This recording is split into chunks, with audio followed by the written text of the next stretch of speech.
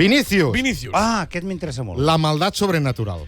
És la maldat sobrenatural. Aquest tipus de malvats són com una entitat que escapa al control humà, de vegades són monstres, val? Tenen poders màgics que fa que de cop i volta sembli que no els puguis aturar mai, no? Per què cau malament, Vinícius? Perquè et fa perdre molt de temps esbrinant si és subnormal o fill de puta. És un gran joc. I llavors descobreixes que Vinícius supera aquest joc perquè, com a maldats sobrenaturals, és caos. I set de sang i destrucció, i ja està, no hi ha res més. Thanos. Exacte. El Mbappé El Mbappé. Això m'interessa molt. és el francès.